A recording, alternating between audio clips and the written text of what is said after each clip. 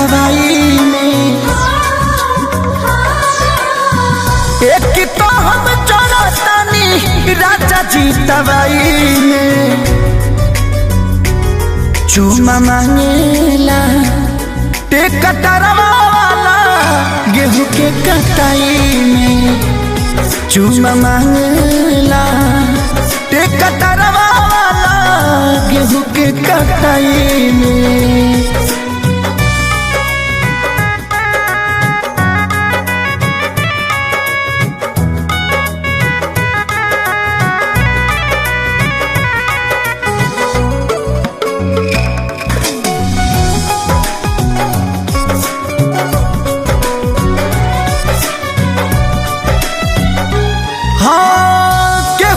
ही बुझातावे हमारा ये दर्द के।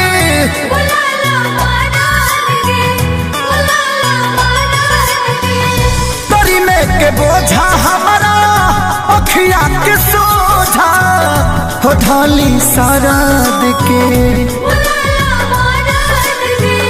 आगे पीछे घुमाता रहत बाई में। चूमा मांगेला टेकटरवा वाला गेहूं के कटाई में। चूमा मांगेला टेकटरवा वाला गेहूं के कटाई में।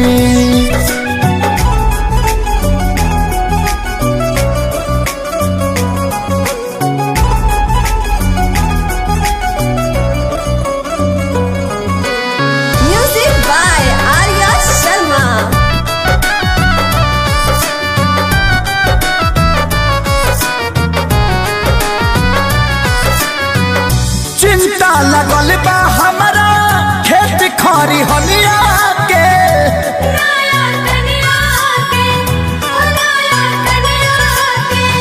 सभे देखल चाहे चहली जवनिया के। पवन खेसारी को है दे दो तराई में। चूमा मांगेला टेकटरवा वाला गेहूं के कटाई में।